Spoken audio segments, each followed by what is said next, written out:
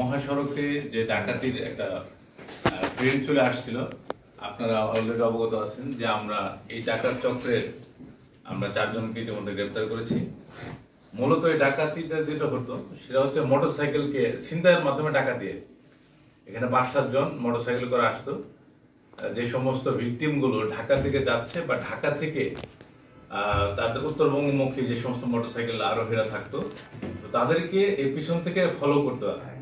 Follow করে নির্জন স্থানে, মানে সুবল্লার মতো যে সমস্ত জায়গা আছে, যে মির্জাপুর সুবল্লা বা আপনার এই যে ইয়েতে জামুন কি বাজার ওটা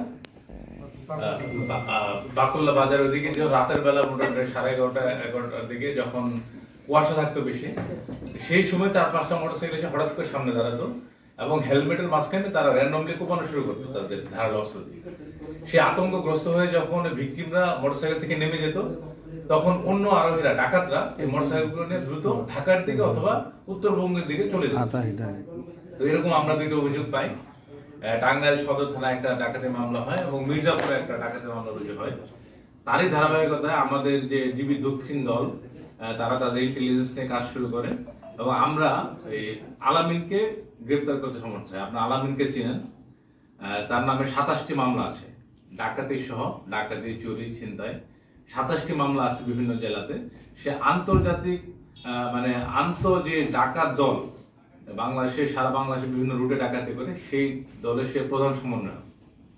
তো তারই নেতৃত্বে এরকম আমরা আরেকজনকে ধরি, তার নাম হলো লিজন। এরা দুজনে টাঙ্গাইলের লোক।